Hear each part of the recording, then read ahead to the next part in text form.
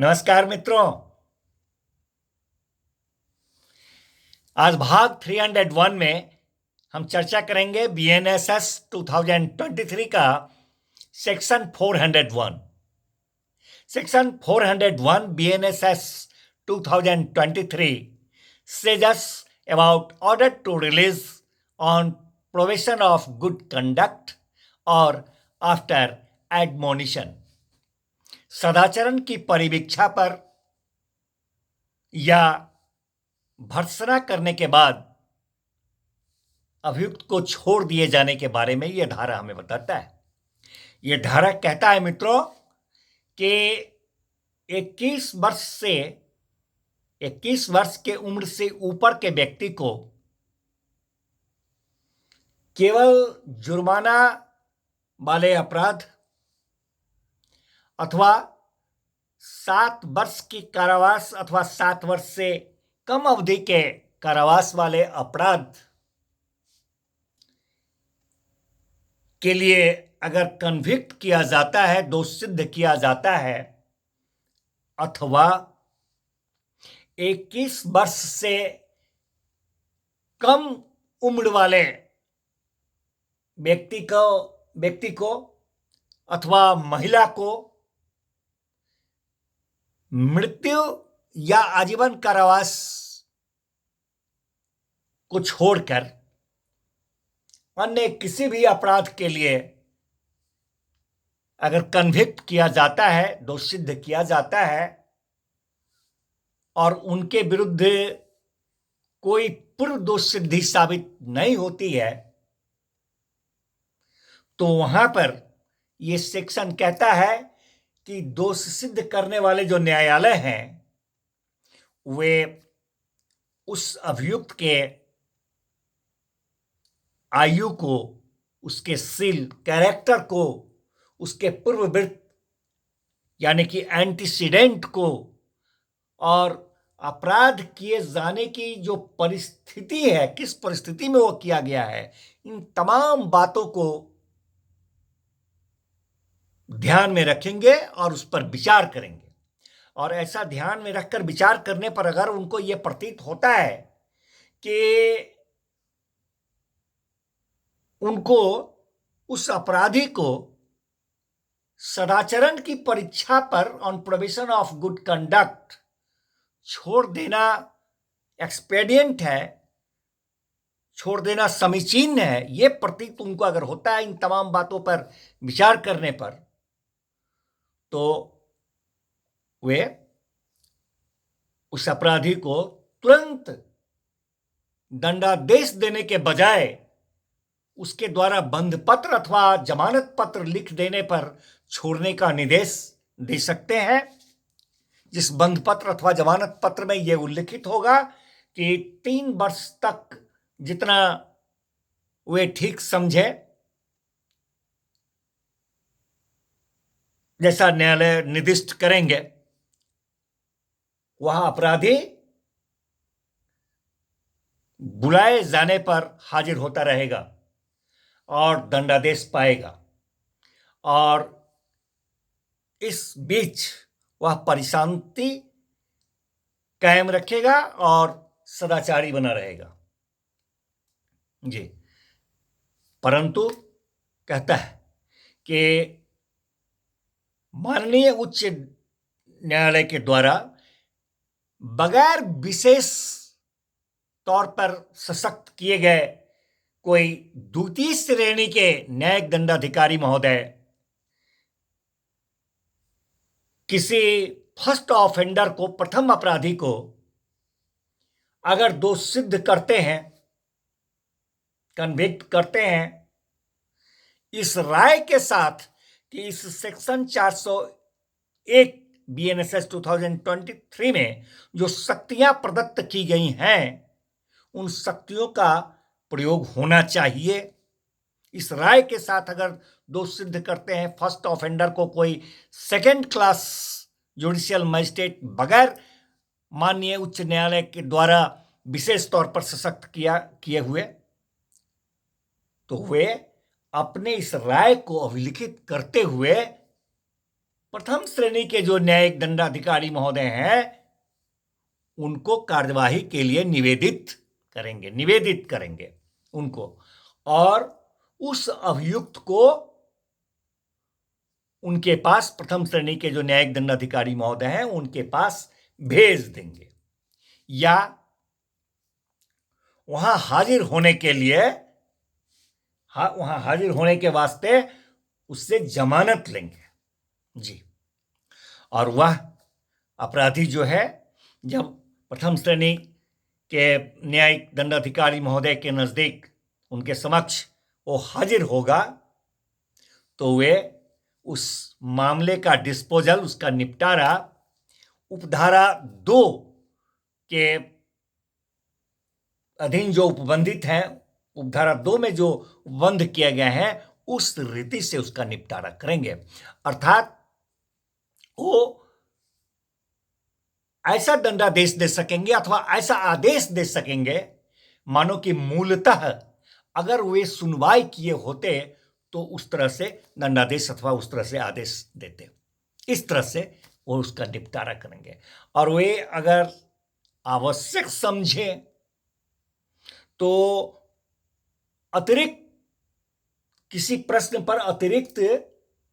जांच भी कर सकेंगे, अतिरिक्त साक्ष्य भी ले सकेंगे, या आवश्यक समझे तो अतिरिक्त जांच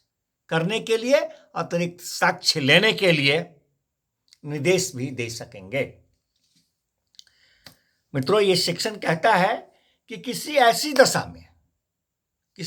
दशा में जिसमें कि कोई चोरी है अथवा घर के अंदर, भवन के अंदर चोरी है, ऐसा अपराध है, या बेईमानी पूर्वक दुर्विनियोग, डिसऑनेस्ट मिसएप्रोप्रिएशन का अपराध है, अथवा चीटिंग, छल का अपराध है, या भारतीय न्याय संहिता 2023 का कोई ऐसा अपराध जिसकी सजा 2 वर्ष तक का है, या फिर सिर्फ जुर्माना से दंडनीय अपराध है, और इसके लिए अगर कन्विक्ट करते हैं, दोष सिद्ध करते हैं, और वो भी पूर्व दोष सिद्धि बगैर पूर्व दोष सिद्धि साबित हुए, तो वहां पर यह सेक्शन कहता है कि दोष सिद्ध करने वाले जो ये न्यायालय हैं, वो ठीक समझें तो उस दोष सिद्ध व्यक्ति की आयु, उसका कैरेक्टरशील, या उसका जो एंटीसीडेंट है, पूर्ववृत्त, उस पर उसका मेंटल कंडीशन, उसका फिजिकल कंडीशन, शारीरिक मानसिक उसकी दशा क्या है, इन सब बातों पर, और साथ में अपराध की जो तुच्छ प्रकृति है, the trivial nature of the offence, उस पर, या किन्हीं परिशमनकारी परिस्थितियों को, यानी एक्सटेन्युएटिंग सर्कमस्टांस,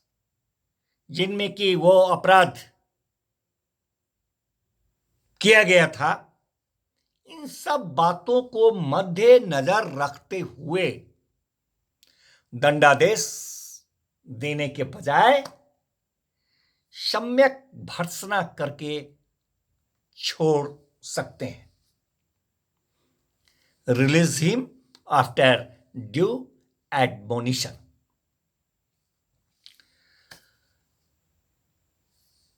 कोई अपीलीय न्यायालय, अपीलेट कोर्ट, या सेशन कोर्ट, सत्र न्यायालय है, या ऑनरेबल हाई कोर्ट, माननीय उच्च न्यायालय है, जब वे अपने पुनरीक्षण की शक्तियों का प्रयोग कर रहे होते हैं, तो वे भी इस धारा के अधीन आदेश दे सकते हैं, at the time of exercising powers of revision. मित्रों, कहता है यहां पर कि आदेश दे सकते हैं एपीलेट कोर्ट, सेशन कोर्ट या ऑनरेबल हाई कोर्ट इस धारा के तहत जब अपने पुनरीक्षण की शक्तियों का प्रयोग कर रहे होते हैं। साथ में वे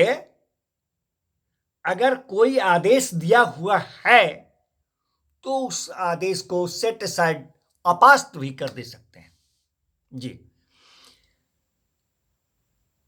और बदले में, अपास्त करने के बाद बदले में वो चाहे तो विधि अनुकूल, विधि के अनुसार दंडादेश भी दे सकते हैं। परंतु कहता है यहां पर सेक्शन कि वो जो दंडादेश देंगे वह जितना दंड दोष सिद्ध करने वाले न्यायालय के द्वारा दिया जा चुका है उससे ज्यादा माननीय उच्च न्यायालय अथवा क्या कहते हैं सत्र न्यायालय नहीं देंगे। जितना दोष सिद्ध करने वाले न्यायालय के द्वारा उसको दंड दिया जा चुका है उससे ज्यादा नहीं देंगे। मित्रों, पीछे हम लोग दो सेक्शन पढ़ चुके हैं, सेक्शन 140 एंड 143 बीएनएसएस 2023, और एक आगामी सेक्शन है जिस पर चर्चा नहीं की है, दैट इज सेक्शन 414 414 बीएनएसएस 2023। तो ये सेक्शन कहता है कि सेक्शन 140, 143 और 414 बीएनएसएस 2023 के जो उपबंध हैं वह इस धारा के उपबंधों के अनुसरण में पेश किए गए प्रतिभूओं के बारे में जहां तक हो सके एज नियरली एज लागू होता है वो लागू होंगे। इस धारा का जो उपधारा 1 पर हम लोगों ने चर्चा किया जिसके अधीन छोड़ा जाता है अपराधी को, तो ये सेक्शन का ये जो उपधारा है 7 वो कहता है कि उपधारा 1 के अधीन छोड़े जाने के पहले न्यायालय जो है इस बात का समाधान कर लेती है। किस बात का समाधान? इस बात का करती है कि अपराधी अथवा उस अपराधी का जो प्रतिभू है उनका कोई नियत वास स्थान, नियमित कोई उपजीविका उस स्थान में है या नहीं जिसके संबंध में वह न्यायालय जो है कार्य करती है या जिसमें अपराधी के उस अवधि के दौरान रहने की संभाव्यता है। इस बात का समाधान कर लेती है जो शर्तों के पालन के लिए उल्लिखित की गई है। ये बातें जो हैं है या नहीं है इसका समाधान उसको छोड़े जाने से पहले कर लेती है। मित्रों, यदि उस न्यायालय का जिसने की दोष सिद्ध किया या जो उस अपराधी के संबंध में उसके मूल अपराध के बारे में कार्यवाही कर सकती थी जो न्यायालय, अगर यह समाधान हो जाए कि वह जो है अपराधी वह अपने मुचलके की शर्तों का या शर्तों में से किसी शर्त का पालन करने में असफल रहा है तो उसके गिरफ्तारी के लिए वारंट ऑफ अरेस्ट जारी कर सकती है। और तब ऐसे वारंट ऑफ अरेस्ट जारी होने के बाद जब वह अरेस्ट किया जाएगा और जारी करने वाले मजिस्ट्रेट साहब के समक्ष लाया जाएगा, तत्काल वह लाया जाएगा, तो लाए जाने पर या तो वो मजिस्ट्रेट साहब मामले की सुनवाई तक, जब तक मामले का सुनवाई पूरा नहीं हो जाता है तब तक उसको अभिरक्षा में प्रतिप्रेषित कर देंगे, रिमांड इन कस्टडी, या फिर दंडादेश के लिए हाजिर होने की शर्त पर, दंडादेश के लिए हाजिर होने के शर्त पर पर्याप्त प्रतिभूति, सफिशिएंट सिक्योरिटी लेकर, टेकिंग सफिशिएंट सिक्योरिटी, उसको जमानत मंजूर कर सकते हैं। और ऐसा न्यायालय मामले की सुनवाई के बाद दंडादेश दे सकेगी। मित्रों, इस धारा की कोई भी बात जो है वह अपराधी परिवीक्षा अधिनियम 1958, प्रोविजन ऑफ ऑफेंडर्स एक्ट 1958 अथवा किशोर न्याय अधिनियम 2015, जुवेनाइल जस्टिस एक्ट 2015, या फिर किशोर अपराधियों के उपचार, उनका प्रशिक्षण, उनका सुधार, इन सब बातों से संबंधित तत्समय प्रवृत्त कोई भी अन्य विधि है तो उस विधि के उपबंधों पर इस धारा की कोई भी बात है सो प्रभाव नहीं डालती है, नहीं डालेगी। धन्यवाद मित्रों, मिलते हैं फिर नेक्स्ट भाग में नेक्स्ट सेक्शन के साथ।